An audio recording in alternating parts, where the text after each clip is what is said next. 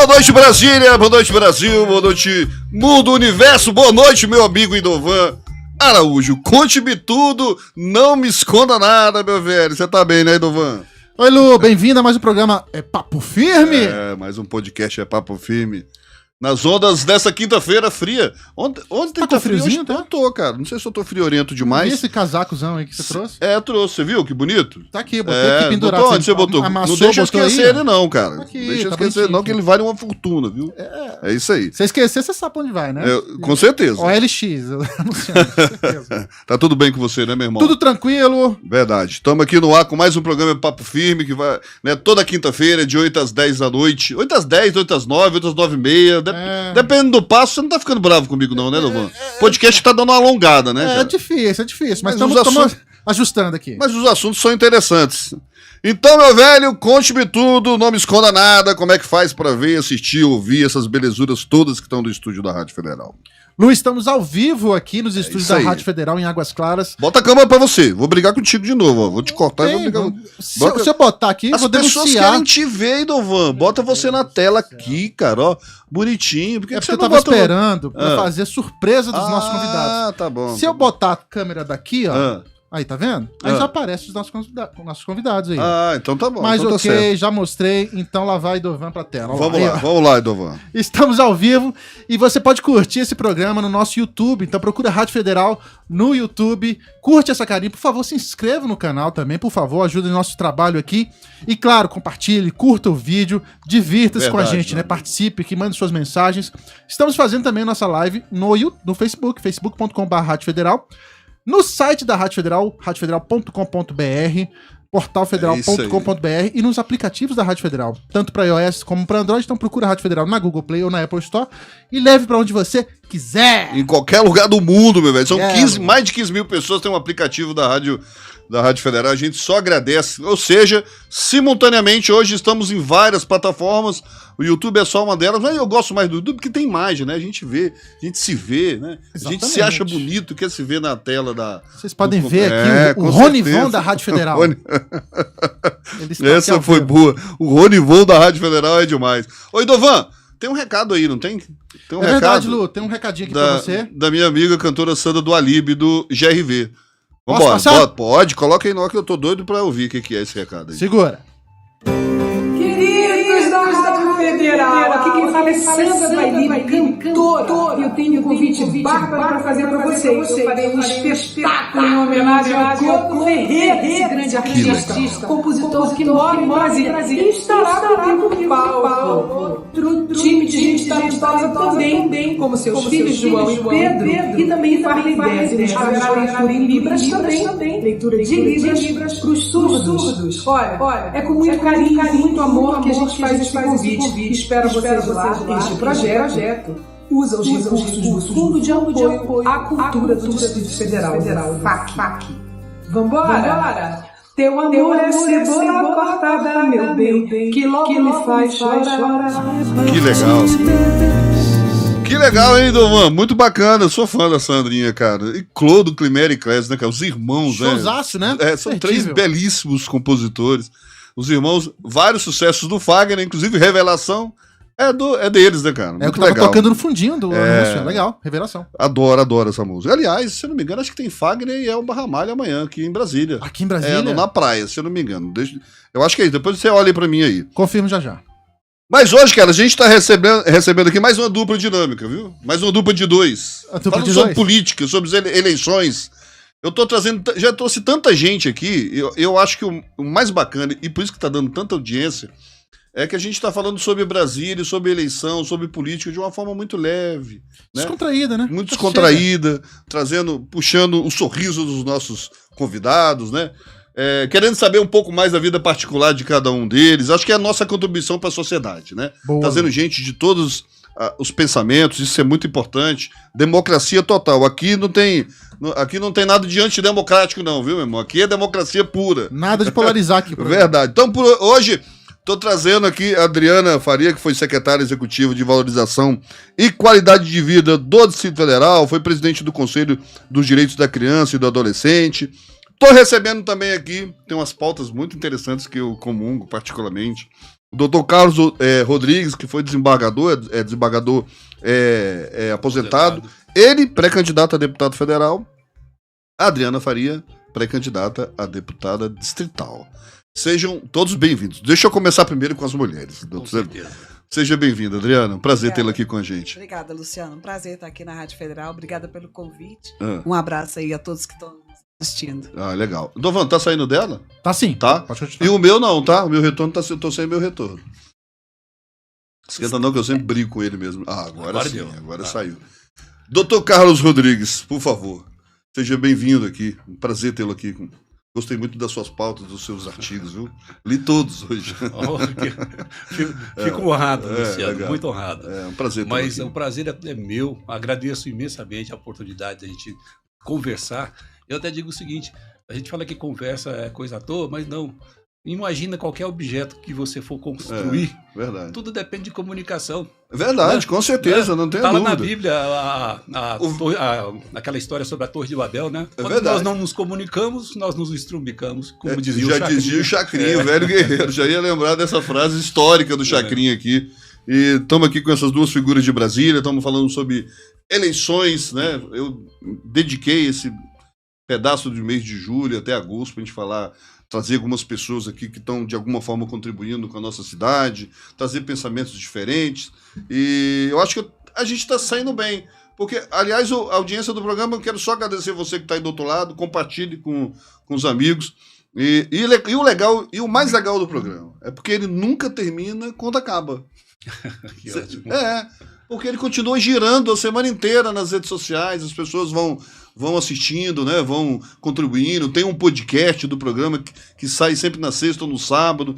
Rádios comunitárias do Distrito Federal que retransmitem o programa. Ó, legal, galera. Muito obrigado mesmo. Isso é sinal de que a gente tem credibilidade, né, Dovan? 17 anos no ar, né? Só o Papo Firme tem 17 anos no ar. E a gente fica muito feliz. Mas eu quero já voltar aqui para a querida Adriana. Adriana, você é foi secretária executiva, né, de valorização e qualidade de vida do Distrito Federal, uma pauta extremamente atual pelos momentos que nós vivemos hoje. Foi presidente do CDCA. Isso. Muito bacana. Isso. É uma pauta que eu gosto muito. Eu fui secretário de Juventude do DF. Que bacana. Há um tempo atrás, do governo do meu amigo José Roberto Arruda. E eu queria saber um pouco mais. Quem é a Adriana Faria? Fala para os nossos... Eu quero saber... Não precisa falar a idade.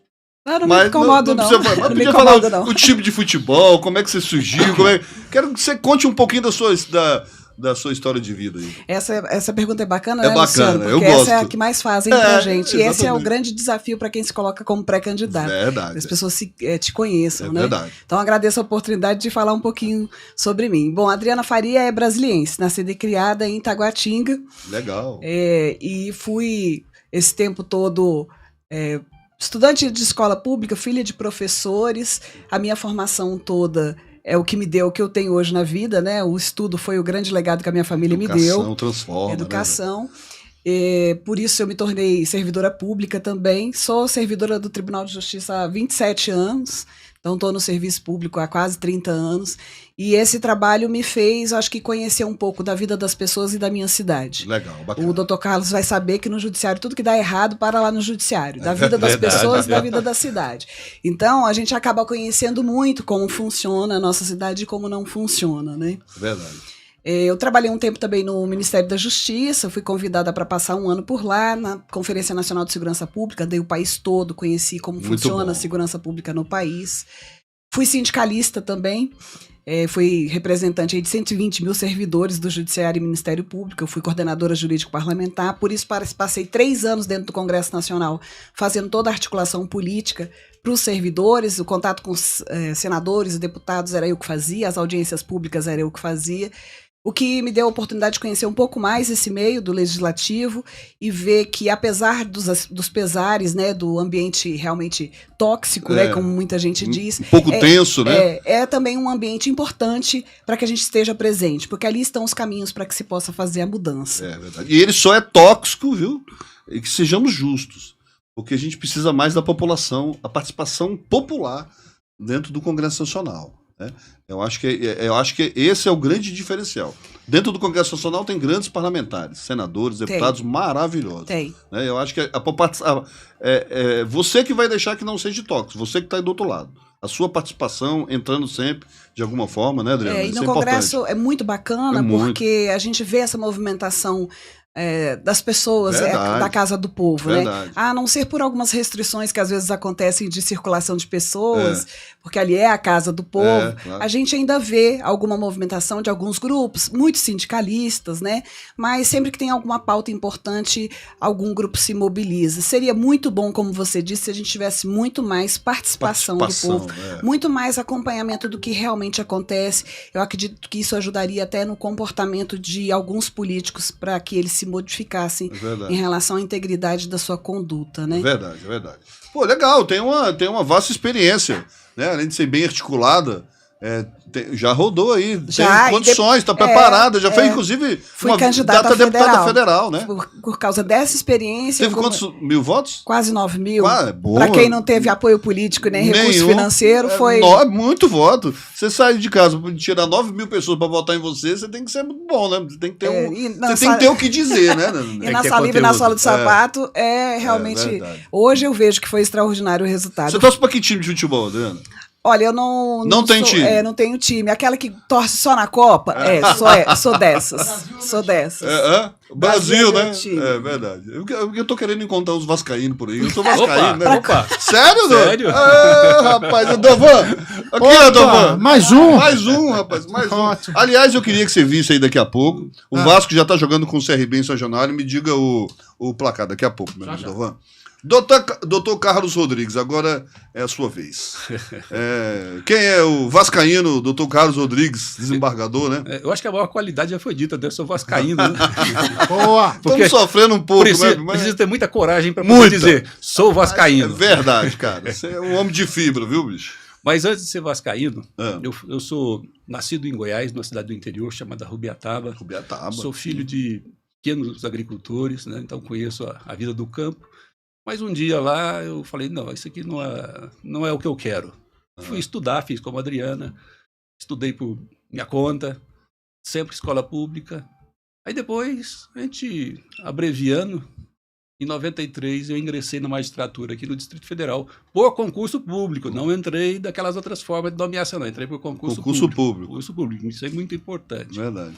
Os ministros do Supremo podia ser por aí também. Vamos embora. Daqui a pouco a gente fala sobre isso.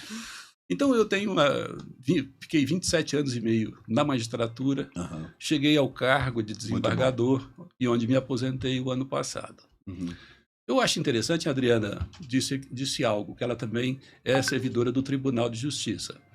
De fato, Adriana, a gente quando está lá, vendo os processos, eu digo que cada processo é um drama na vida das pessoas. É sofrimento, é uma experiência ruim. Ou seja, na área criminal, na área civil, família, ou mesmo nas demandas contra o poder público, são sempre coisas sofridas. E quando você vê isso nas tuas mãos para decidir, para julgar um caso concreto, você passa a ter uma visão muito ampla da sociedade. Verdade. Então você começa a identificar as patologias sociais. E aí vai tratá-la através de um julgamento. Então, a gente traz essa experiência de 27 anos julgando, ela é extremamente rica. Eu sempre dizia para os meus alunos, quando eu dava aula, eu dizia o seguinte, especialmente aqueles que estavam querendo fazer concurso para ingresso na magistratura, eu dizia, uma coisa boa que tem não é ser juiz, ter poder de decisão, ter uma remuneração razoavelmente boa.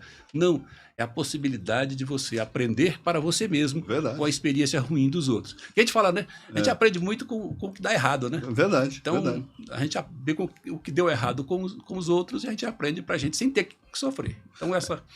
Eu quero até pedir licença, Adriana, eu não posso perder essa oportunidade, né? Você falou magistratura, desembargador. E tem uma coisa que está me incomodando muito, cara, nos dias de hoje, que é o ativismo judicial. Qual é a diferença? Eu botei aqui a xícara, né? Ativismo judicial. Antes disso, Luciano, olha a sua tela aí. O que é? Rapaz, olha que notícia boa. O programa hoje vai correr melhor, viu, cara? Eu vou ficar mais alegre hoje no programa. Obrigado, mudou o humor. 3-0. Mudou o humor, 3-0. Ativismo judicial. Eu queria entender e saber do senhor o que o senhor acha sobre isso que tem acontecido hoje. A Constituição sendo interpretada, né? Da forma que os caras querem ou do jeito que eles querem, de forma muito estranha. Muito estranha. E eu quero saber, além disso, a Adriana pode entrar no debate também, tá, Adriana? Ativismo judicial e judicialização. Qual é a diferença entre as duas? Bem, a Constituição diz que todo aquele que tiver uma lesão ou ameaça tem direito de ingressar em juízo e obter uma proteção. Uma proteção, exatamente. Então, quando nós estamos trabalhando como juízes, seja de primeiro grau, segundo grau, STF, seja lá em que tribunal estivermos, quando se está julgando, você está fazendo algo que é dentro da sua competência. Então, a lei estabelece aquilo que você pode julgar, aquilo que você não pode, qual que é o juiz ou juízo competente. Então, tem toda uma organização. Então, essa aí é uma questão judicializada, vai ser resolvida naturalmente. Por esse caminho. Verdade. E é o correto. O problema é quando nós podemos falar o seguinte: existe um limite inferior e um limite superior para o juiz atuar. Isso. Quando ele atua fora desses limites da competência, é que tem a oportunidade para o ativismo. E a forma do ativismo ele se manifesta, por exemplo, quando você acabou de falar, a Constituição parece que foi esquecida. Verdade. E aí tem um está sendo interpretada, né? Exatamente. Ela não está sendo seguida, né? Se você me permitir, e é nesse ponto que começa o ativismo. Existe uma doutrina ou uma corrente de pensamento para interpretar a lei chamada neoconstitucionalismo. Sim. Isso surgiu lá em Frankfurt e ela é uma versão moderna do marxismo. Isso. E ficou, depois da queda do Muro de Berlim, ficou ruim falar em certas expressões. Decadente. Não pega, né? Marxismo, socialismo, comunismo, então pior. Isso. Então essas expressões vão sendo trocadas por outras. E esse neoconstitucionalismo, ele é uma versão marxista de uma forma de pensar que esse pensamento, quando vai, entre aspas, interpretar a Constituição, relativiza o texto constitucional de tal maneira que, no absurdo que se chega, o texto constitucional fica ignorado. Verdade. E quando o texto constitucional é ignorado, o intérprete diz o que ele quer dizer. Então é a palavra do intérprete e não a palavra da Constituição. E é o que está acontecendo hoje, em muitos casos aqui no nosso país, cara, é muito preocupante. Eu fico muito... para mim é assustador o que está acontecendo. Então isso aí vai gerar vários fenômenos. Por exemplo, uma interpretação que criminaliza uma conduta que não era prevista no Código como crime. E a própria Constituição diz, só é crime aquilo que está previsto como crime. Só existe pena quando a lei prever que tem uma pena. Mas aí uma interpretação analógica ou extensiva, como é feita nessa relativização da norma, ela permite que algo que você fala, mas isso não é crime. Mas a interpretação que é dada transforma em crime e o cidadão pega 9 anos de cadeia fácil aí, uma canetada. É complicado, né? Difícil, então, situação difícil. E aí entra o perigo. Porque se nós vivemos num Estado democrático, o Estado democrático é a primazia do cumprimento da lei. A regra tem que valer para todos. E aí quando você olha assim, mas vem cá, a regra foi obedecida? Não. Então onde é que fica o Estado de Direito? Se o Estado de Direito não prevalece as suas liberdades individuais, seus direitos individuais, e a democracia também está indo pelo mesmo caminho. Está indo pelo ralo, né? Ela é advogada do TJDF, acompanha isso... Acompanhou? Você está hoje nativa ou não, né? Não, eu estou afastada, na verdade, do TJ há uns 6 anos por causa do sindicalismo e porque eu fiquei no governo do Distrito Federal, né? No GDF. No GDF. Então, somando tudo, dá uns 6 anos de afastamento. Essa é a primeira vez que você ocupa um cargo no GDF, sim. No GDF, sim. O que você acha do ativismo judicial? Você tem uma opinião sobre isso? Não, o ativismo judicial, se você for pegar um conceito mais amplo, ele é prejudicial. Né? Acho que todos têm suas competências e atribuições, legislativo, executivo e judiciário. Isso, é isso. No judiciário, quando a gente passa a lei da dos limites, a gente fala de ativismo, mas existe também quando a gente passa das linhas no legislativo e no executivo, né? Verdade. Então, sempre que a gente ultrapassa os limites da atuação, a gente vai ter problema, com certeza. E aí vai atingir o formato do nosso sistema democrático, com certeza. Verdade, também. o jogo tem que ser jogado, né, nas 4 linhas, né? Exatamente. Cara? Não pode ser, não tem. A quadra de basquete tem linha, o de futebol também. Quando você sai, tá fora. Não tá valendo nada, não vale mais nada. Então, acho que esse é um dos maiores problemas hoje que a gente está vivendo e é muito assustador. Quando você fala em concurso público, e eu entrei em concurso público, a gente podia promover, essa era uma ideia muito grande a gente botar os ministros do STE, do TSE, do STF, né, como também concursados, né? Não seria uma boa ideia, né? Ou então fazendo uma análise de currículo mais criteriosa, né? Eu diria acho que essas coisas só acontecem no Brasil. Bicho, não, mas eu acho que um concurso para ministros dos tribunais superiores não seria adequado. Mas eu falo mais com certeza, como uma crítica velada. Mas que com certeza nós precisamos repensar o modelo de preenchimento desses cargos de escolha. Inclusive o seguinte, olha só, o ministro é nomeado, e às vezes uma idade um pouco mais jovem, né? E ele fica 30 anos no poder. Não presta contas para ninguém, o Senado não cobra contas de ninguém, Verdade, cara. E é um poder imenso. E nós sabemos, poder vicia. Verdade. Então, permanentemente, as pessoas não presta conta, poder, né? Não presta conta de nada. Todas as pessoas que detêm poder têm que fazer uma vigilância permanente para não se deixar levar pelo vício. Então, quem passa 30 anos, de repente cansa de fazer a vigilância, se é que já teve algum dia, né? E acaba se tornando um déspota, um autoritário. Verdade, né? Verdade. Então, nós precisávamos pensar pelo menos em limitar o tempo de mandato de um ministro do STF. Muita coisa, né, cara? É muita coisa. É muito tempo. É muito poder para uma pessoa só. Tudo aqui é um debate que aflorou nesses últimos 3 anos, né? Teve pandemia, né? Extremismo de direita, extremismo de esquerda. A gente afunilou muito o debate democrático, né? Ficou uma situação meio complicada e as pessoas estão com medo de ir para as redes sociais, estão com medo de ter suas opiniões. Isso é uma coisa muito séria, né, Adriana? Né? Você, como uma pessoa pública, eu queria, assim, sem nenhuma, no juízo de valor, de esquerda ou de direita, é importante, eu queria saber de você como é que você enxerga esse momento atual que a gente está vivendo hoje no nosso país.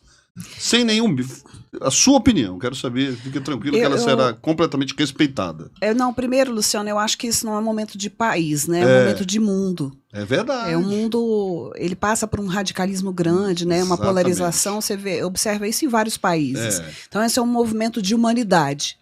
E a humanidade, a gente sabe que ela é cíclica, né? Na sua história. A gente erra e acerta, erra e acerta, e assim a gente continua a nossa história, infelizmente, sem aprender muito com os nossos erros. Então, eu acredito que a gente esteja caminhando nessa roda que gira sempre para um tempo muito ruim de humanidade. Verdade. Né? De falta de respeito, de inviabilidade de convivência.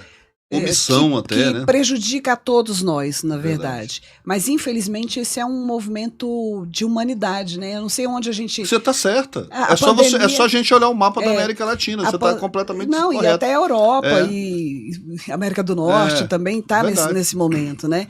A gente sabe que todo mundo jogou uma esperança muito grande, até na pandemia, que era uma coisa ruim, mas que nos igualou a todos. Deixamos todos no mesmo nível, vamos sair melhores da pandemia. E, na verdade, não conseguimos tirar muitas lições da pandemia, não. Muitas vezes nós saímos piores. E quem era ruim ficou pior ainda, né? É verdade. Quem era bom revelou seus talentos, mas quem era ruim ficou pior ainda. Então... Gostei do que ela falou, gostei, isso mesmo, é isso aí. A gente precisa de muitas reflexões, de muita ponderação, de pessoas equilibradas. Verdade. Esse é o momento. De pessoas que realmente estimulem a reconciliação, o apaziguamento. Quanto mais acirramento a gente estimular, em pior condições a gente vai ficar. Eu concordo com você, e a omissão é um crime gravíssimo, viu? Porque países da América do Sul estão pagando um preço muito alto por isso.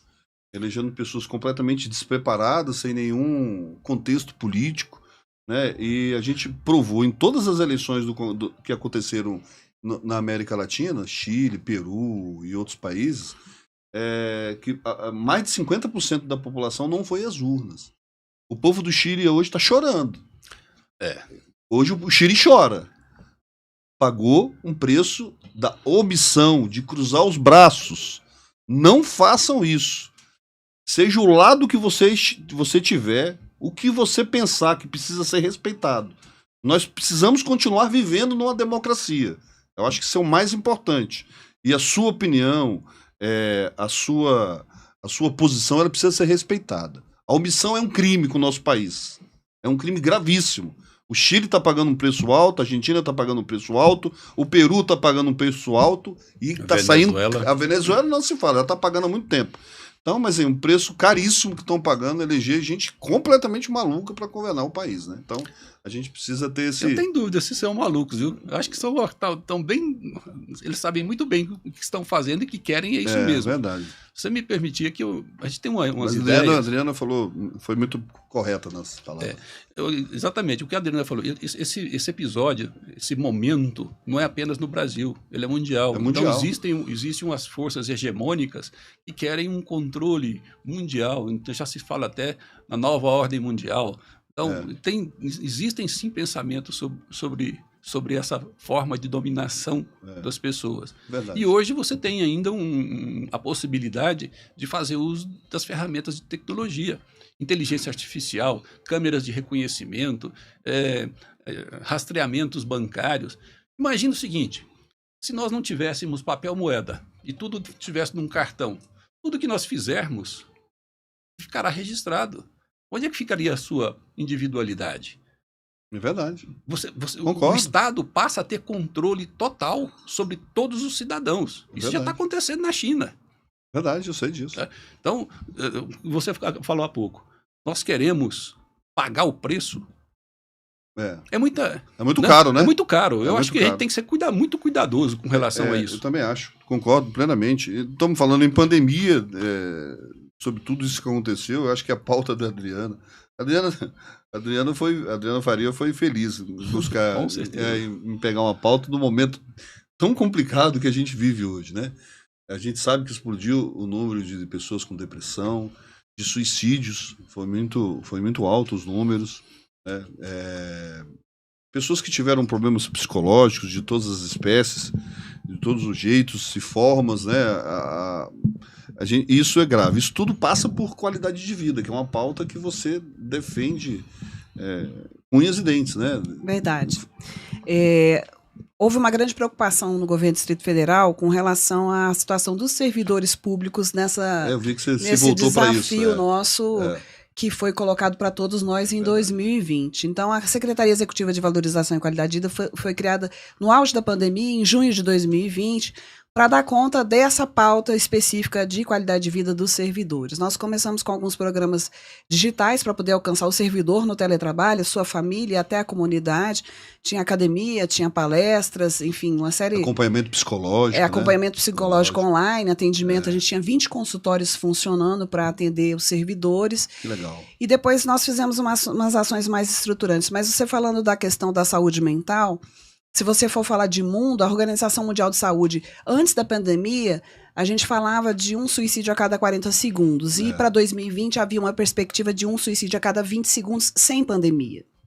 A pandemia trouxe um agravamento da saúde mental. Quem tinha melhorado piorou, quem não tinha adquiriu e quem evoluiu regrediu. Esse é o panorama da saúde mental. No Distrito Federal, para você ter uma ideia, Luciano, a gente tem...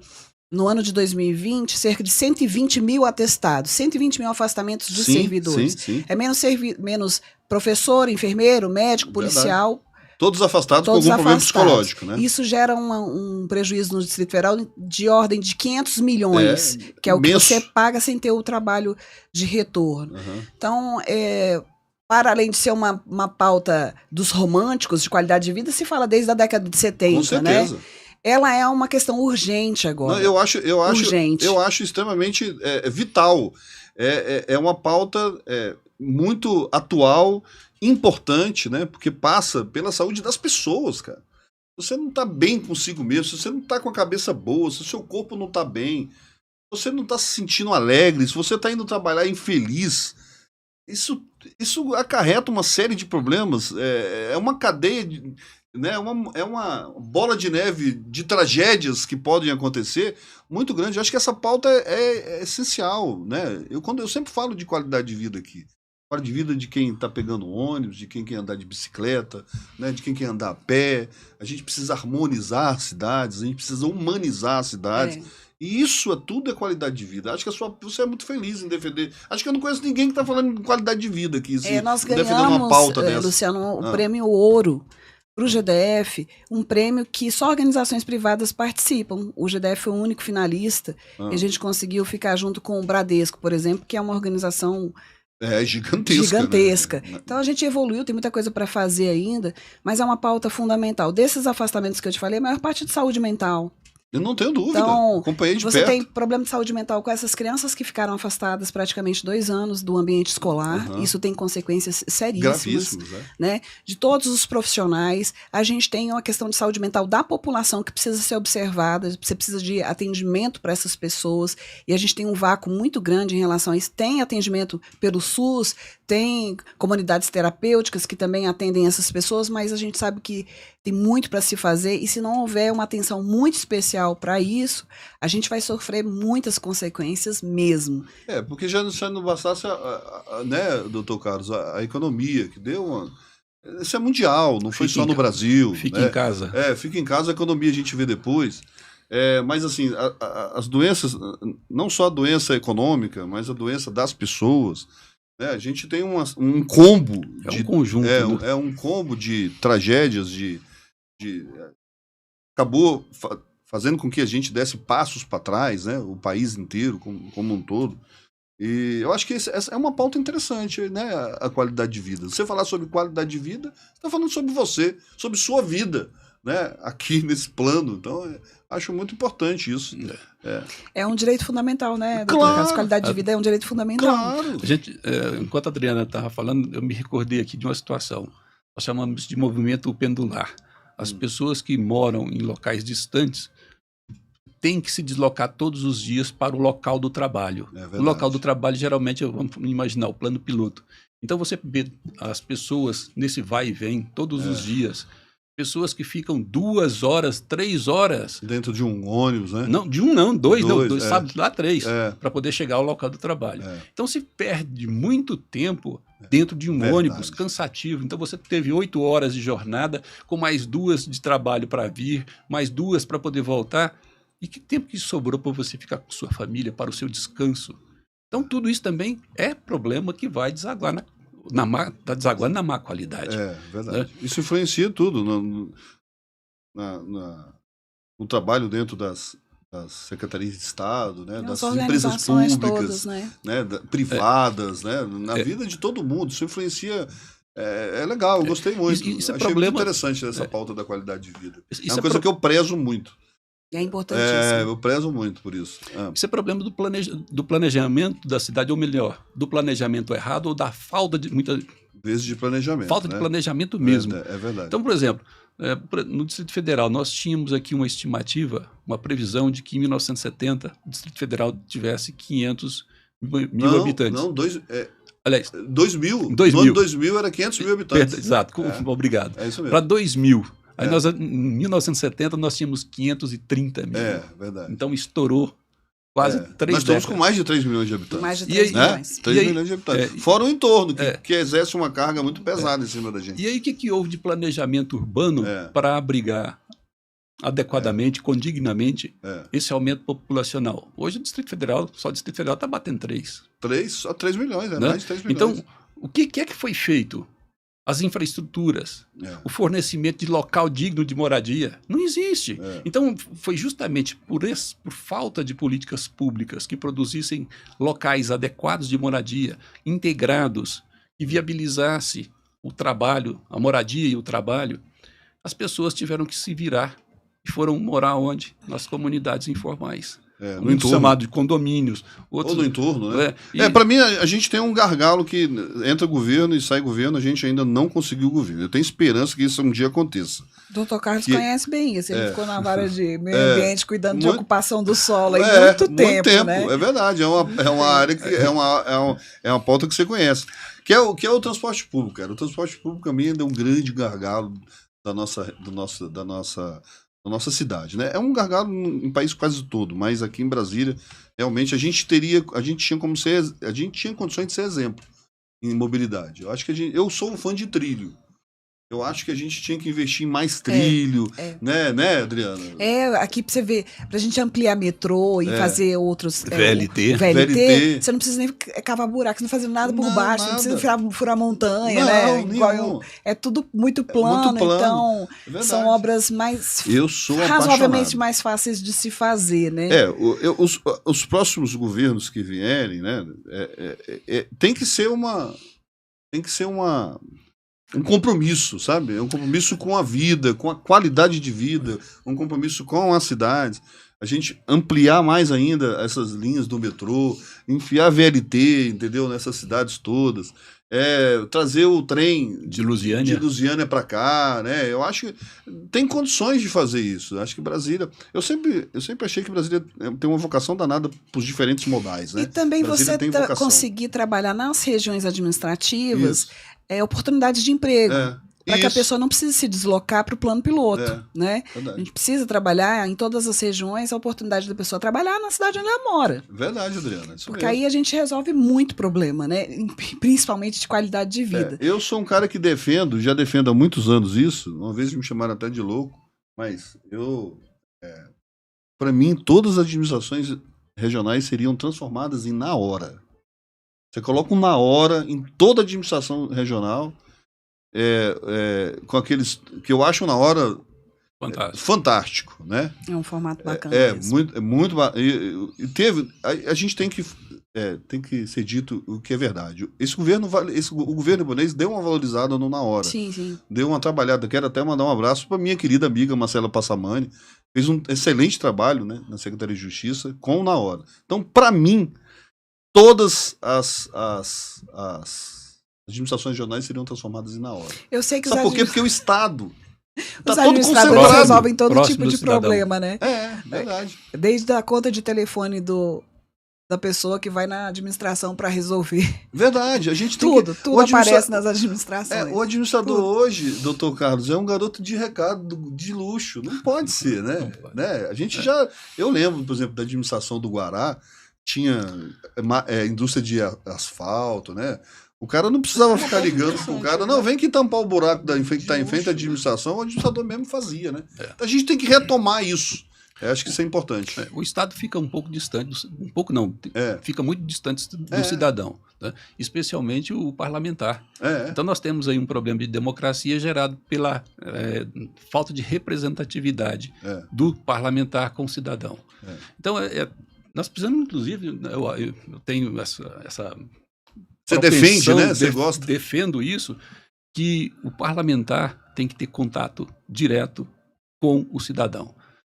Nós vencemos o período da democracia assemblear grega, não é possível mais ter contato direto. Mas espera aí, nós temos as redes sociais, nós temos um chat, nós podemos receber mensagens. Então, falta o diálogo. É verdade. Essa proximidade do parlamentar com o cidadão. É uma crítica que eu tenho à Câmara Legislativa do Distrito Federal. A gente precisa ampliar mais essas linhas de debate com a população. Né? O doutor Carlos deve estar experimentando isso também, acaba reunindo com muitas pessoas nessa jornada, né, doutor Carlos? E a queixa maior de todas que se ouve vem aqui, depois não volta mais. A gente vê vocês, triste, depois né? Nunca mais tem notícia. Essa distância é realmente... É a hora que a população se sente abandonada.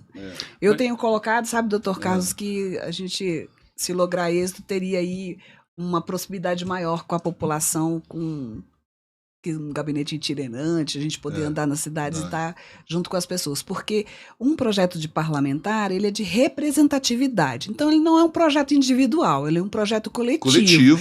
E todo mundo que aposta naquele parlamentar faz parte daquele projeto, né?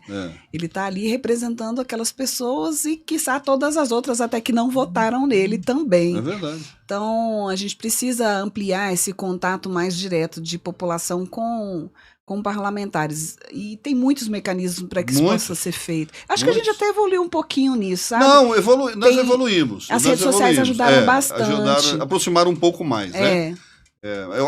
Eu ainda acho que a população tem que participar mais. Eu acho que falta isso também. Falta um pouquinho mais. Não sei se eu estou falando bobagem, doutor Carlos. Não, de forma alguma. Então, quando você falou que a população deve participar mais, eu me coloco não como alguém que está entrando na política agora. Vou me colocar como cidadão. Sempre fui que pela magistratura eu não podia fazer nada. Verdade. Tem uma frase atribuída a Platão que ela é muito interessante. Ele diz o seguinte: o castigo dos bons que não querem se meter na política será o de ser governado pelos maus. Verdade. Eu dizia resumindo, quem não gosta de política vai ser governado por quem gosta. Exatamente. Então isso aí é de Platão, 2.500 anos que ele escreveu isso e é válido até hoje.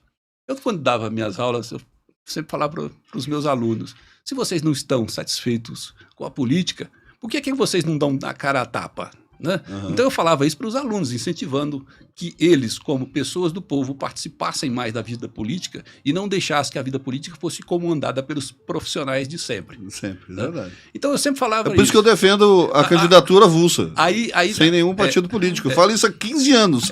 Mas aí depois eu paguei. Seria excelente. 15 anos que eu falo isso. Seria excelente. Mas depois eu tive que pagar a língua, né? Porque quando me aposentei o ano passado, eu encontro alguém e falo assim: e aí, lembra quando você falava isso nas aulas? Sim. E por que é que você não entra agora na política? Né? E isso realmente foi determinante para que eu me filiasse. Claro. E estamos aí aguardando a convenção para ver o que acontece. É de qual partido? PSD. Você PSD. Qual é? Patriotas? Patriotas. Fabinho? Isso. Legal, exatamente. Bacana. Você falou, eu estava tocando a questão da candidatura visto, você se animou todinha. Sim. Você é a favor também? Eu acho que o cidadão deveria ter o direito de se candidatar sem ter que necessariamente ser agremiado a uma organização partidária. Mesmo porque no Brasil, eu acho que a organização e essa legislação nova, acho que ela vai dar um pouquinho uma ajeitada, mas não vai resolver, não. A gente não tem agremiações partidárias que tragam um conjunto que a pessoa possa se identificar completamente, né? Porque são mais de 30 partidos. É difícil você conseguir, nesse universo, achar ali um pedacinho de cá, um pedacinho de lá, e na verdade parece que é tudo a mesma coisa. A gente não vota em ideia, né? A gente precisa evoluir um pouco nessa questão partidária. Eu acho que a gente se perdeu um pouco. Porque as pessoas se viraram para isso. As pessoas não estão votando mais em partido, estão votando nas pessoas. Exato. Isso mudou, isso aí deu uma avançada. Isso é bom, isso é positivo. A nova legislação vai reduzir o número de partidos, ela foi feita para isso. Quem não conseguir atingir aí um certo número de votação e não tiver representação vai acabar sendo vai entrar. Eliminado mesmo do cenário político. E a gente precisava dessa rearrumada. Muito embora essa rearrumada também deixe gente de fora como eu, como o doutor Carlos, trabalha para isso, né? Mas aí a gente vai lá, né, doutor Carlos, e enfrenta para poder dizer que não, que a gente vai participar sim. Então eu vou mandar aqui um recado para os meus ex-alunos, né? Então, eu estou dando a cara a tapa. Vocês agora vão ter que dar a cara a tapa também na próxima, tá ok? Verdade, isso mesmo. Acho que isso aí é formidável. Nós temos que participar do processo, né? Eu sou um apaixonado por política. Eu cometi um erro uma vez de sair candidato, né? Eu encontrei uns 2.000 amigos aí, 2.000 amigos e pouco, né? E eu descobri que eu tenho muito amigo, viu, Dovô? Então, assim, é muito legal. Eu sei. Então, assim, eu gosto, eu sempre fui um cara de bastidor, né? Eu gosto muito de política. Há muitos anos atuo na política, mas assim, eu acho a pessoa que sai candidato, que tem essa coragem, né? Eu acho muito bacana. A gente precisa respeitar. É isso que eu peço ao eleitor que está na rua. Não façam chacota. Não é fácil. Não é fácil. Para a grande maioria deles, não é fácil. Eles estão querendo exercer o seu papel como cidadão. Isso é democrático. Você pode até não gostar das propostas, você pode nunca ter visto o cara ou a mulher, mas respeite. Se você puder dar um pouquinho de atenção, isso é muito importante. Fiquei sensibilizada agora, viu, Luciano? Porque é sofrido, as pessoas acham que é glamuroso ser candidato. Exatamente. Mas é muito sofrido. Primeiro que você se expõe extremamente, você expõe a sua vida, a sua família, se expõe a todo tipo de julgamento com rede social, então isso ficou pior ainda. Nossa, todo mundo é juiz mesmo agora, né? Aliás, as pessoas exigem um comportamento do pré-candidato ou candidato que nem elas mesmas têm. Né, um rigor ético e comportamental que sequer elas chegaram perto. Mas tudo bem, algumas pessoas, né? Não é fácil mesmo, não. Então, eu estou bastante sensibilizada com essa fala sua, porque é uma jornada difícil. Isso é democrático, né? O respeito às diferenças de ideias, a pessoa que está indo na sua casa pedir o seu voto, ou que você recebe o panfleto, né, doutor Carlos? Isso é muito importante, esse exercício. A gente precisa deixar de ser província, no comportamento e em tudo. Né? Esse país que é lindo, maravilhoso, tem um povo fantástico, a gente precisa evoluir, deixar de ser provinciano. Então a educação é que vai fazer parte, que vai resgatar isso tudo, né? Mas eu já tive muito panfleto rasgado da minha cara na última eleição. É verdade. Né?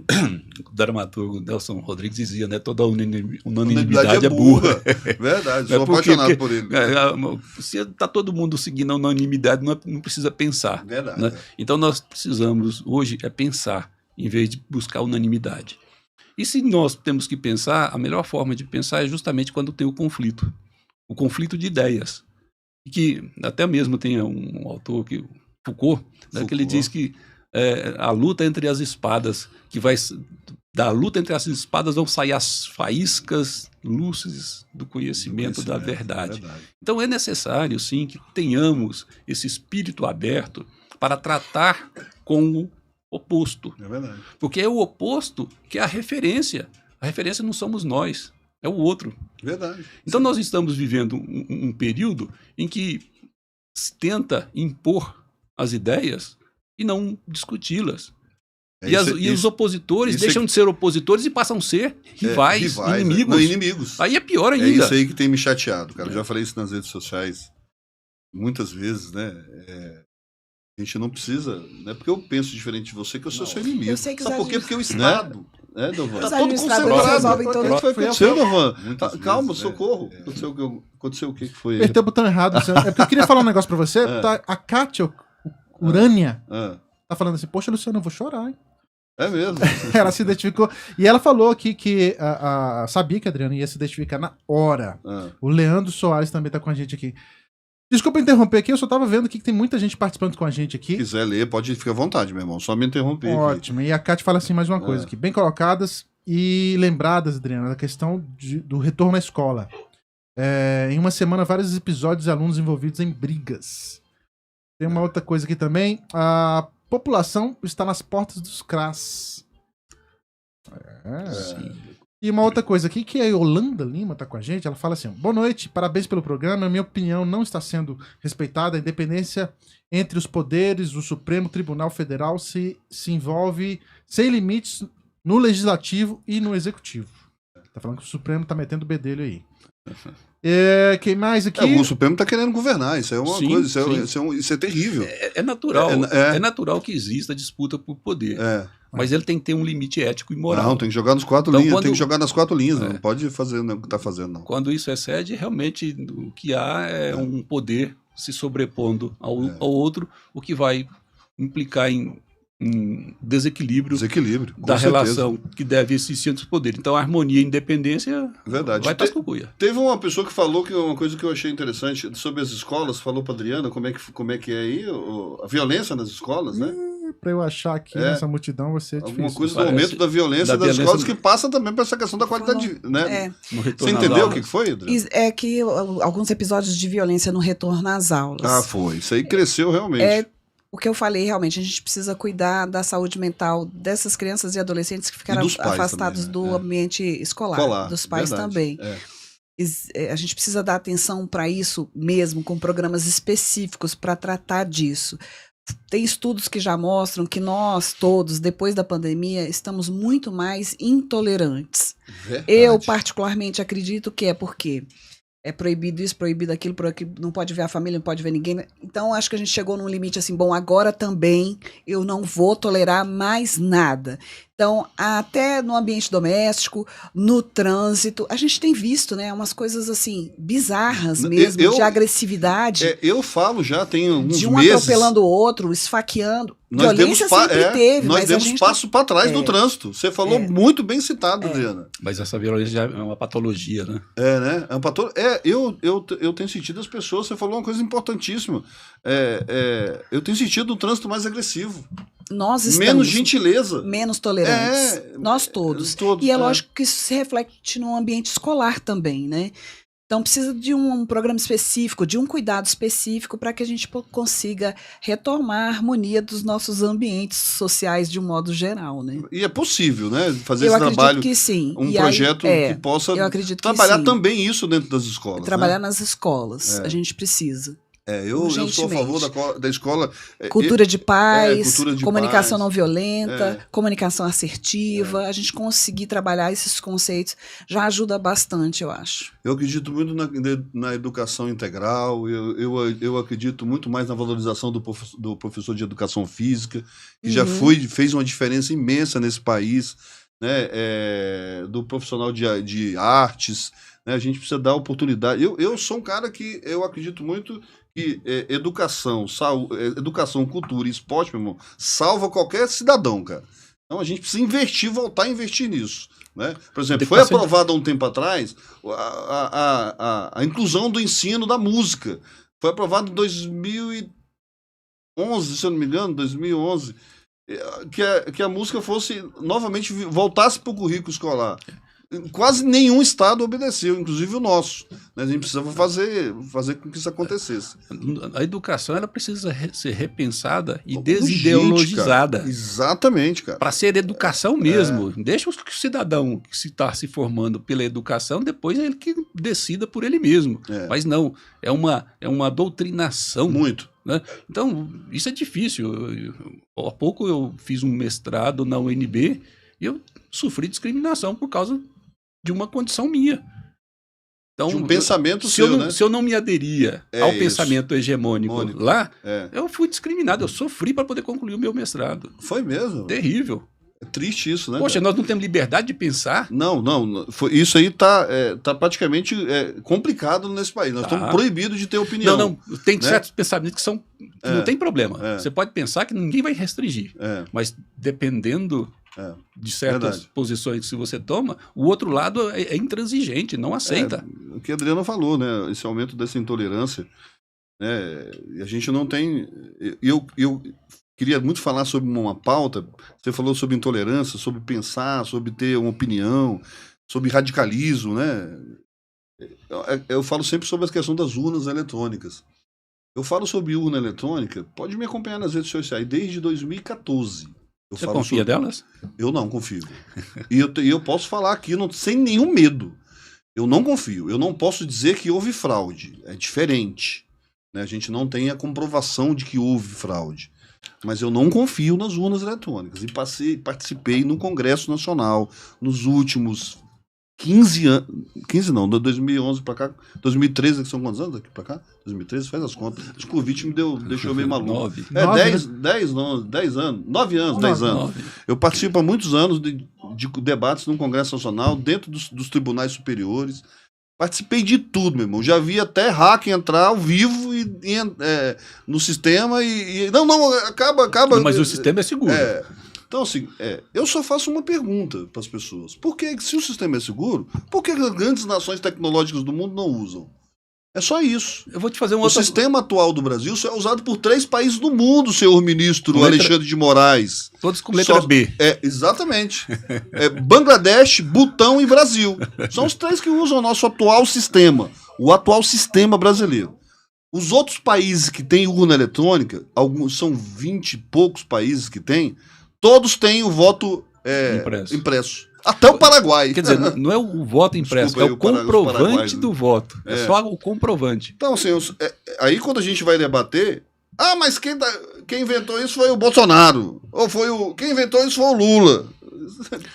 Mas... E o que eu venho estudando e acompanhando, antes o Bolsonaro nem sonhava em ser candidato a presidente da República. Luciano, você fez uma colocação aqui interessante, seguinte: por que é que tantos países não usam? É uma pergunta então, eu vou te fazer uma outra pergunta. Por que França, Inglaterra, Coreia do Sul, que já quis usar, desistiu de implantar, e outros países? Eu vou fazer uma outra pergunta, então, na linha do seu pensamento. Se é seguro, qual o mal de mostrar que é seguro? É verdade. Nós temos princípios constitucionais da publicidade. Nós temos direito de ter informação. É verdade.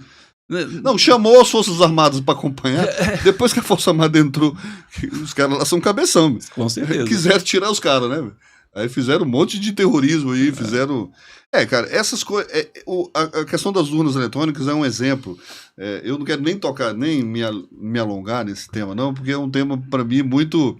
A gente não pode falar certas coisas que... Não, eu não tenho medo. A Polícia Federal basta na sua casa amanhã. Eu não tenho medo, sempre falei. O que eu acredito, eu defendo, né? Não estou falando nenhuma bobagem, nenhuma mentira. Então, assim, uma coisa... É um dos exemplos que a gente tem, né? Do cerceamento do pensamento, né? De você ter um lado, você acreditar e você não ser censurado por isso, Adriana. Entendeu? Eu acredito nas urnas. Claro, você tem todo o direito de falar. Porque eu participei isso é importante, eu quero do ver processo, o seu lado. Assim, por exemplo, na eleição dos conselheiros tutelares, o que a gente fez na Secretaria de Justiça, ela foi feita com parceria com o TRE, e eu acompanhei o processo desde o início, como é feita a alimentação das urnas, como é feita a conferência, então, assim, desde o início. Conheço muita gente que é da área de tecnologia do TSE também, muitos amigos muito próximos. E eu acredito no sistema, acredito que ele é eficiente, que ele funciona realmente. Legal. A Adriana tem uma posição e precisa ser respeitada. Eu acredito porque eu conheço a fundo, assim. Eu participei de todo o processo de uma eleição, propriamente dita, eu coordenava tudo. Então, hoje eu posso dizer que sim, eu acredito e acredito que funcione bem. Eu respeito muito a opinião da Adriana. Claro. Mas eu tive um período que eu fui juiz eleitoral. Como é que eu poderia levantar dúvidas sobre as urnas? Mas o problema não é a urna. O problema é que nós temos outros dispositivos que estão acoplados para montar o sistema. Sistema de transmissão, equipamentos, totalização. Então não fica só na urna. Claro que não. E mais ainda, você precisa de programas para poder tocar, fazer esses equipamentos funcionarem. Então, quando nós passamos para essa complexidade maior, a urna é uma coisa simples, tem um dado matemático lá, dados que não tem como ser diferente. Tem lá 400 eleitores habilitados naquela urna, apareceu quem votou, e em quem votou, problema nenhum. O registro está feito ali. Mas depois da transmissão, totalização, os programas. Então, de novo, Adriano, eu respeito muito isso aí. E eu tive, inclusive, quando eu era juiz eleitoral, a obrigação institucional de defender a urna. Mas depois eu começo a ver certas coisas que eu não começo a duvidar. E a minha dúvida também, igual você tem, Luciano, quem alimenta a minha dúvida é o próprio TSE. Primeiro, porque ele poderia abrir os sistemas para uma auditagem completa. Ele não e aceita, se é seguro, acabou de se pôr a dúvida. A auditagem tem que ser feita por eles. Sim. Agora, aí tem uma decisão lá do ministro, salvo engano, não vou mencionar, não, que talvez eu me engane com relação ao nome, em que ele diz o seguinte, porque não há prova. Vocês alegam que a urna não é segura, mas não traz prova. E eu te pergunto, se você não tem possibilidade de entrar lá dentro do sistema, como é que você pode provar que ele não funciona? Você não prova que ele funciona, nem que ele não funciona. Você não prova nada. É verdade. Um fato negativo, é impossível de ser provado. É verdade. Então, quem deveria dar a demonstração de que é seguro é o próprio TSE. Exatamente. Eu já falei isso, inclusive, num texto. O TSE que tinha que dar o exemplo de democracia e de transparência. E não está dando. O TSE prefere atacar quem pensa diferente do que abrir. E quando chamou algumas instituições, inclusive as Forças Armadas, quando entraram fizeram estadalhaço. E depois ele falou, né? Acho que foi até uma deselegância. Muito, foi horrível. Nós não precisamos de forças armadas, nós precisamos de forças desarmadas. Desarmadas, Exatamente, foi muito estranho. Eu só faço uma análise para as pessoas pensarem. Por que as grandes nações tecnológicas do mundo não usam a urna eletrônica? Já que nós somos um exemplo de urna eletrônica, de tecnologia, né? O Japão não entende nada de tecnologia, o Japão, a Inglaterra, a Alemanha, ninguém entende nada de tecnologia, né? Só nós. Já invadiram o Pentágono. Já invadiram o Pentágono, a CIA, o FBI, mas a urna eletrônica brasileira é estritamente segura. Essas coisas que eu não consigo entender. Mas aqui eu não estou aqui dizendo que houve ou que vai haver fraude. Eu só acho que a gente precisa ter um pouco mais de transparência e tem que vir organismos internacionais de todos os lados para poder checar isso, porque a gente sabe o que aconteceu, por exemplo, na Venezuela. Nós sabemos o que aconteceu e a empresa que tocava as urnas. Não vou nem entrar nesse detalhe não, para não dar agora mais na problema. Colômbia, né? Exato, recentemente na Colômbia. Então, assim, são pautas que a gente está falando aqui, faz parte do debate, do amplo debate nacional, né? Estou com duas pessoas aqui maravilhosas, super inteligentes, Adriana Faria, né, que foi secretária de Qualidade de Vida. Rapaz, é uma pauta muito bacana. Tá aí, Dovan, podia ter pensado nisso quando eu era candidato, viu? Falar de qualidade de vida, vamos pensar nas pessoas, que a gente precisa cuidar das pessoas, né? Isso que é legal, né, cara? Eu tô aqui com o doutor Carlos Rodrigues, desembargador, aposentado, né, todos aí pré-candidatos. Você fica de olho, siga-os nas redes sociais, doutor Carlos Rodrigues, DF. É isso mesmo? É isso mesmo, né? Pré-candidato a deputado federal pelo DF. Doutor Carlos Rodrigues DF, @ sim. No Instagram. E Adriana Faria Oficial, e nas outras redes, Adriana Faria. Adriana Faria Oficial. Aí Adriana Faria, Twitter, YouTube, gostei dela, viu? Adriana Faria ela é incisiva, né? Tem né? Tem um site também, adrianafaria.com.br. Gostei, eu me identifico muito com as pautas que o doutor Carlos defende, sem nenhum radicalismo. Né? Eu sou um cara, por exemplo, eu sou um cara que sou contra armas. Sou contra a liberação, né, o delivery de armas. Eu sou a favor, eu sou contra. Mas tem gente que é a favor, de repente você é a favor, você é.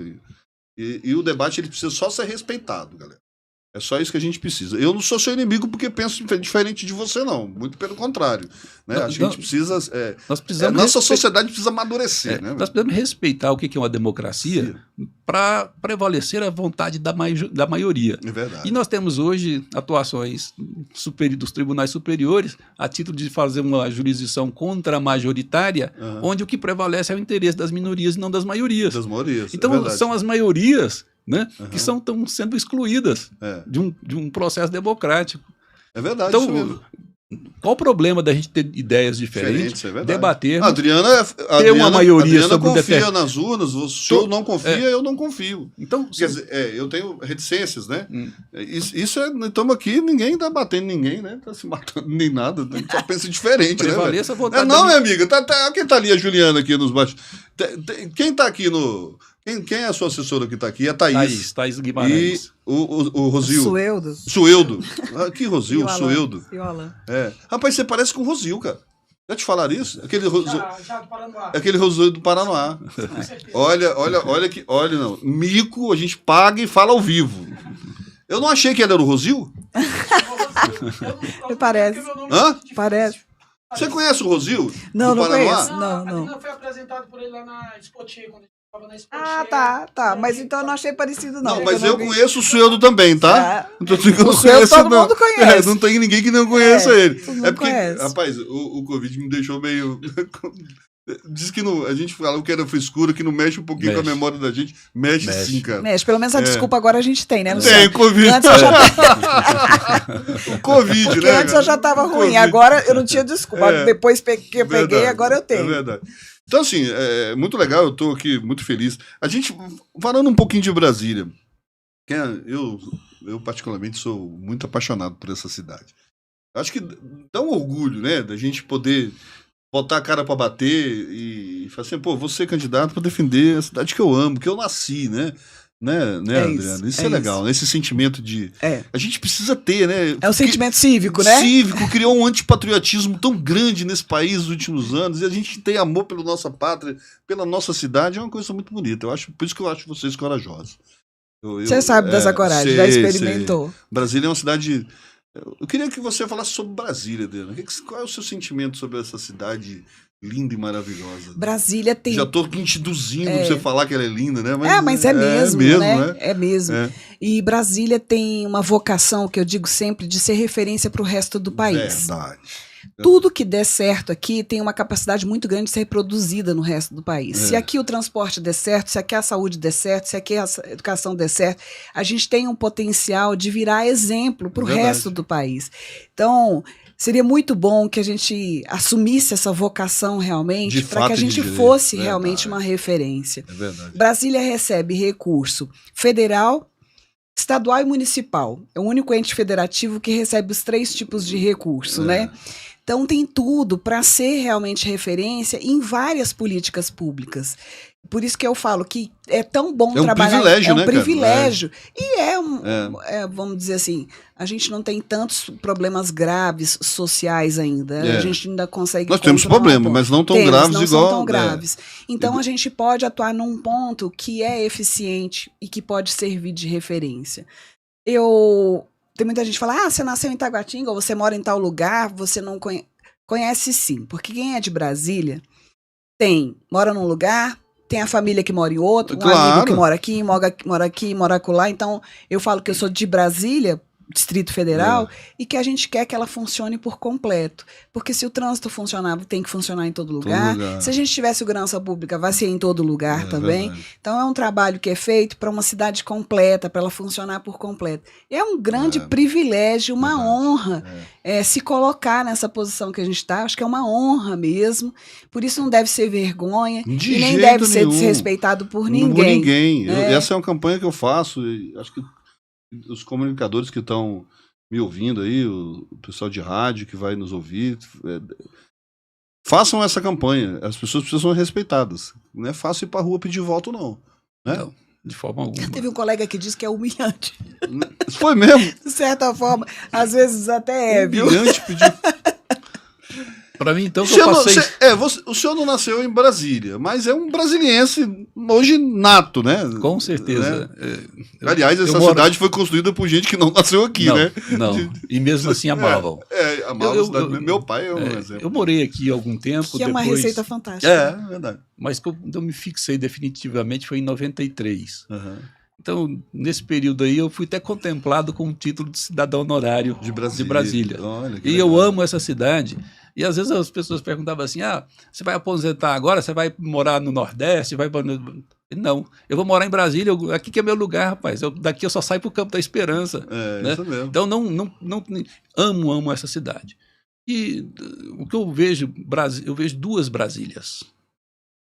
Tem uma Brasília que eles descrevem, principalmente programas jornalísticos fora do DF, que qualquer coisa pejorativa ruim, eles pegam e falam assim, Brasília. É cruel com a gente. Cruel. Poxa, isso é cruel, porque na verdade nós somos pessoas que moramos aqui, vivemos aqui, amamos essa cidade, ralamos nessa cidade, somos apaixonados por aqui e temos que ouvir essas coisas aí. Coisas ridículas, né? Ofensivas, né? Então é o seguinte, já que é assim, então vamos separar, nós temos 2 Brasílias. Aquela que vocês mandam, o que nem sempre é o que é de melhor que vocês têm por aí, vocês mandam para cá, e nós temos a outra Brasília das pessoas aqui que ralam todo dia no ônibus, trabalham no comércio, trabalham fazendo seus biquinhos por aí, certo? É com essas pessoas que nós estamos nos comunicando. Verdade. Nós não queremos saber dessas que estão aqui, são passageiros, talvez por 4 anos, não. Nós queremos lidar com essas pessoas que têm vínculo com esse território. Brasília, e não com assuntos políticos. É aquela sensação do pertencimento. A gente não pode, né?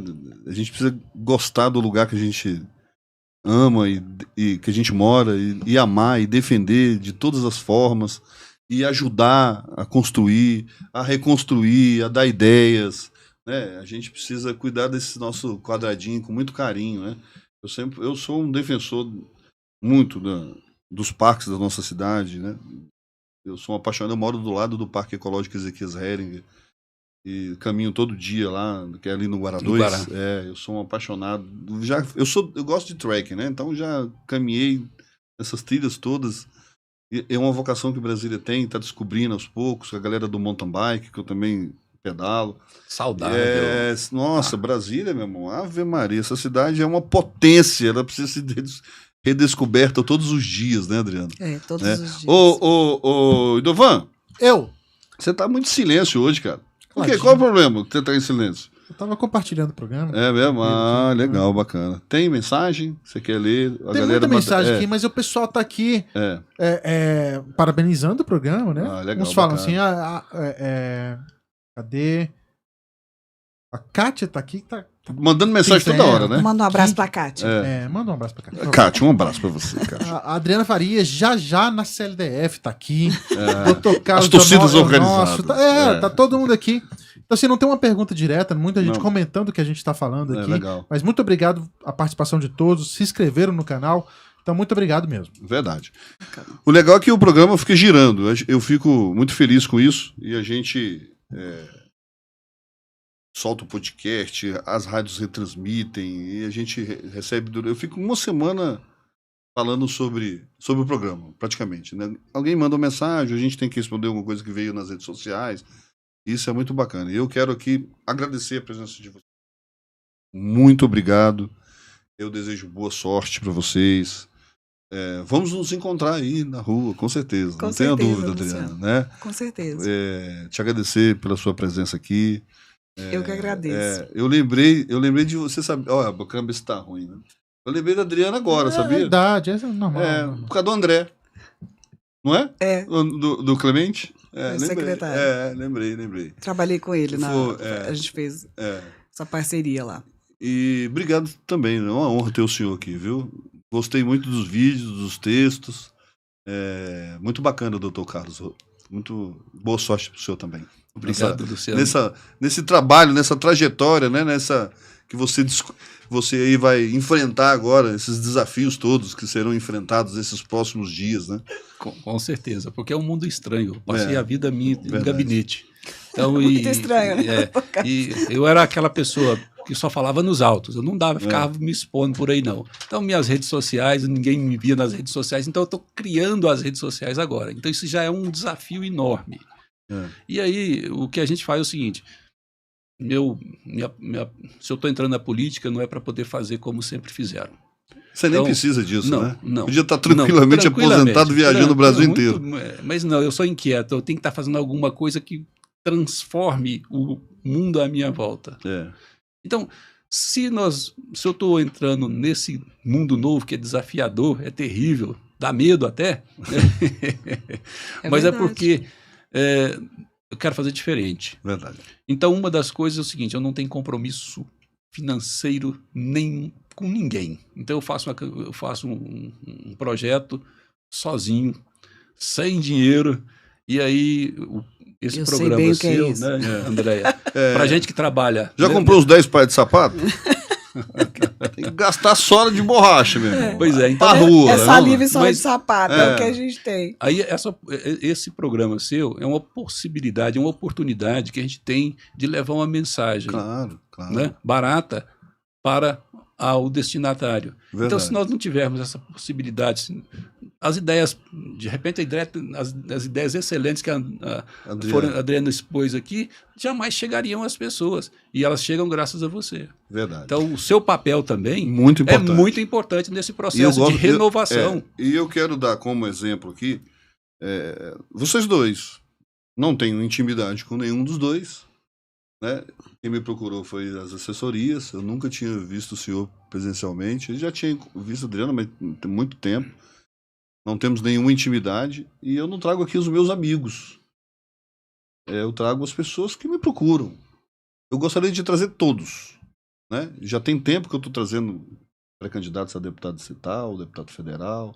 Quero tentar trazer os governadores, os senadores, os candidatos. Né? Os presidentes, por que não? O Bolsonaro já esteve aqui várias vezes, né? E outros. Quem já teve? Bolsonaro. Presidente? Só o Bolsonaro? Só o Bolsonaro. Só o Bolsonaro. Que teve aqui na Rádio Federal? É mesmo, só ele. Então, assim, Mas todos são convidados. Então, assim, a gente precisa dar espaço para os diferentes pensamentos. Aliás, é uma coisa que eu faço já há tantos anos, né? Tem 30 anos que eu faço rádio, já tive em diversas emissoras.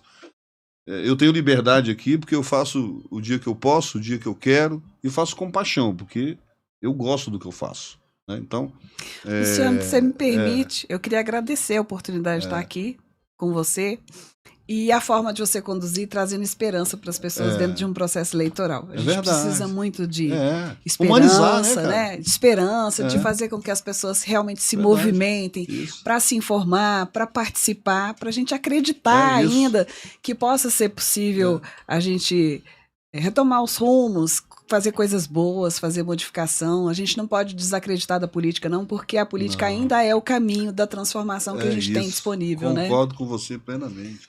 Quem não gosta de político vai ser governado por quem gosta. Isso aí é importantíssimo. A gente ter essa noção, né, Adriana? É verdade. Adriana, doutor Carlos, a gente poder falar sobre política. Idovan, muito bacana, né, Idovan? Vamos continuar trazendo, né? Vamos sair agora do período pré, né? Vamos começar a falar de candidatos, né? Efetivamente. E a gente tem que entender direitinho para a gente também não receber multa eleitoral, né? As emissoras de rádio têm um papel importante e a gente tem que democratizar a participação, trazendo o máximo de pessoas possíveis para a gente poder falar, que é importante, porque a gente está incentivando a você a conhecer, né? E a participar também, né? Que a gente cuida da nossa cidade. A gente fala de qualidade de vida, né? Boa. Quando a gente cuida da nossa cidade, quando a gente cuida bem do nosso voto, a gente vai ter qualidade de vida, né? É a pauta que a Adriana defende muito bem. Adriana, para qualidade de vida, a gente podia pensar também em regularização fundiária urbana. Rapaz, isso aí, Luciano, meu irmão, isso é uma pauta, que se a gente ficar aqui um dia, né? Nós tínhamos aí uma estimativa de que 1/3 da população do DF vivia na informalidade, ou seja, as pessoas não tinham registro dos seus imóveis em cartório. Mas tá brotando gente em Brasília, né, bicho? Parece, né? Então é o seguinte... A gente tem uma demanda habitacional aí de sempre crescendo. 800 mil moradores que estão aí sem segurança jurídica. Enfim, quantos mil? Se você é 1/3, de repente baixou um pouquinho, né? Mas baixou muito pouco. Teve muita regularização. Teve uma coisa... Não, mas olha só, nós temos aí algo assim...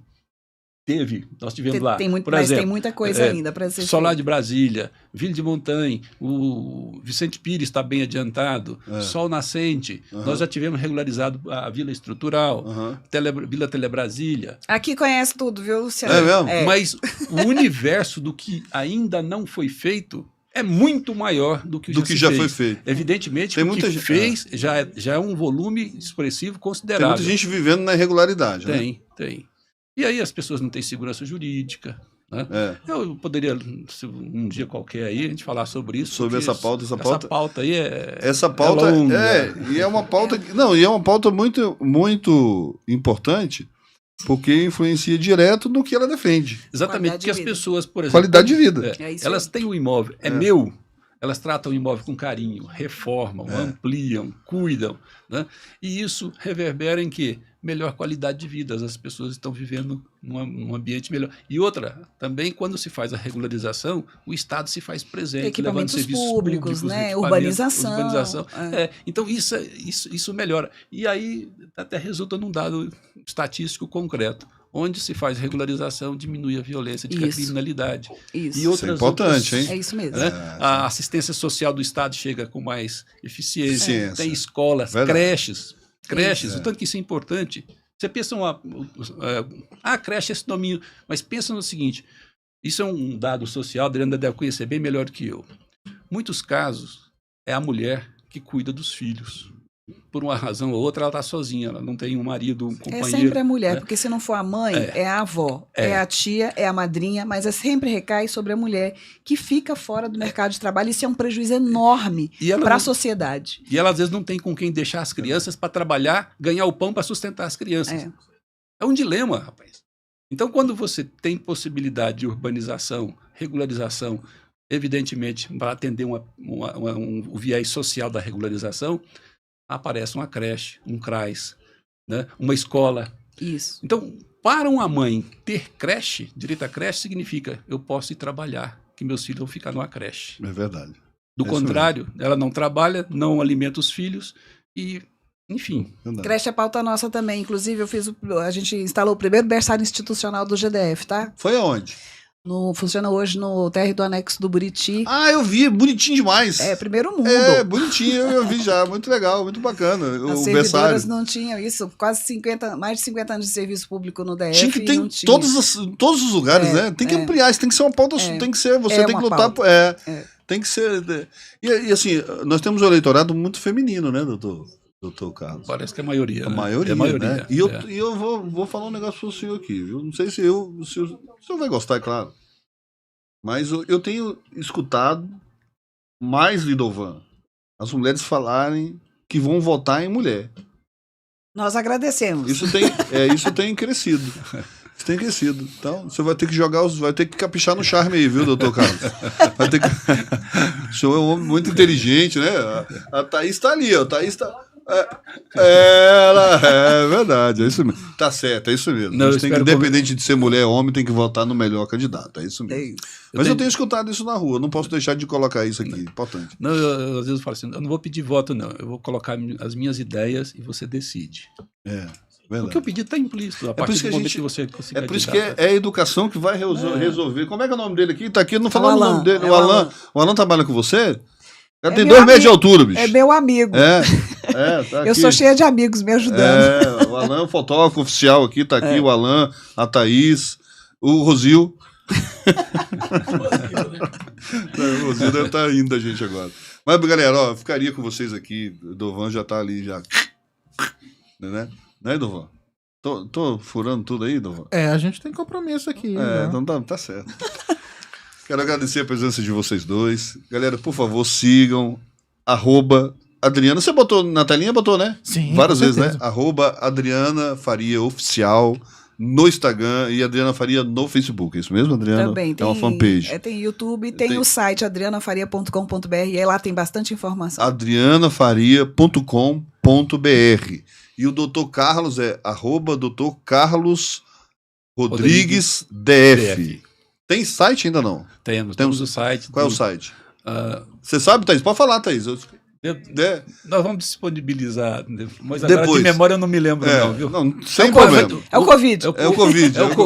Não, hoje eu perdi o meu token de assinatura eletrônica por conta de senha, que eu esquecia e tentei, então, até que pela terceira vez cancelou. Agora eu vou ter que fazer novamente. Verdade. Então, às vezes, a memória não consegue acompanhar tudo isso. Muita informação. Faz parte. Galera, eu queria muito, mais uma vez, agradecer vocês todos. É que eu fico querendo alongar o programa, entendeu? O programa tá bom, a gente fica querendo alongar e o Dovan quer me matar aqui. Mas eu queria muito agradecer. Continue acompanhando o programa Papo Firme. Aliás, toda a programação da Rádio Federal, 24 horas no ar. Você pode ouvir pelo aplicativo, pelo site, pelo YouTube, né? E a gente só agradece a sua audiência, né? E você que está aí do outro lado de Brasília e do Brasil, que a gente tem ouvintes internautas fora do Distrito Federal, né? E é muita gente, não é pouca não, viu? É muita gente. É muita gente, Tá certo? Então, valeu. O programa nunca acaba quando termina. Vai continuar girando, pode aí mandar pra galera que tá lá à disposição de todos. Fiquem com Deus, muita paz. Paz e bem aí, né? Paz e bem pra você. Tá certo? Fiquem com Deus. Valeu, Idovan. Valeu, galera. Valeu a assessoria aqui da galera toda presente aqui. Vambora. Até semana que vem. Quinta-feira que vem tem mais Papo Firme. Vambora.